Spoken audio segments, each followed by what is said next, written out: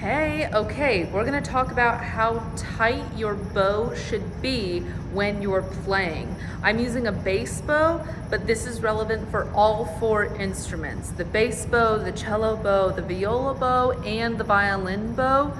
The violin and viola bow are different. I can explain in a different video how you can identify that they're different, but it's very simple.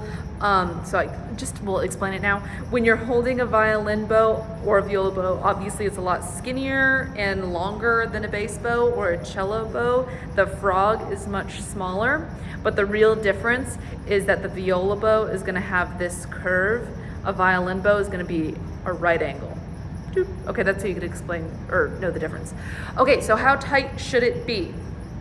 It should not be, let's talk about what it should not be. It should not be so loose that you can see individual hairs.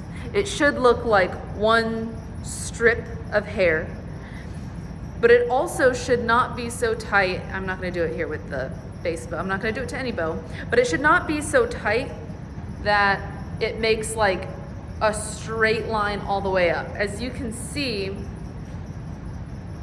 there's a concave contour here where it's skinnier in the middle, wider at the two ends. That's what all of your bows should look like. If you tighten your bow and you see that you've made a straight line, the thickness is the same from top to bottom, it is too tight. You're gonna break and warp your bow.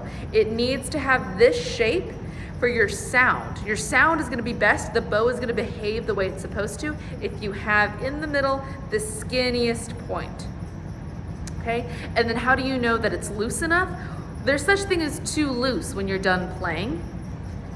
So I'm gonna loosen it until I feel a release of tension here. So I right here, I can feel it starts to get tense, and then right there, it's loose. Once I get to that loose point, I'm gonna go back until I feel the tension start again.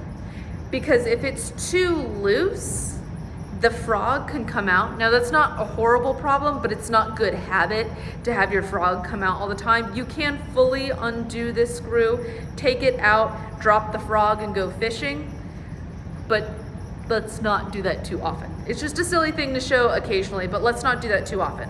So I know that I'm also loose enough because I can see individual hairs. This bow was too loose when I picked it up. So there was a lot of like relaxation here, and the bow was like, see, it can kind of wiggle here, and there's a little bit of space between the stick and the metal piece. So it was too loose. So now I kind of close that space back up. It's still kind of floppy. It's a little bit too much. There we go. So not quite as floppy. The frog still feels a little bit loose. I'm gonna do it a little bit more. There we go. So the hairs are loose. I can see individual hairs.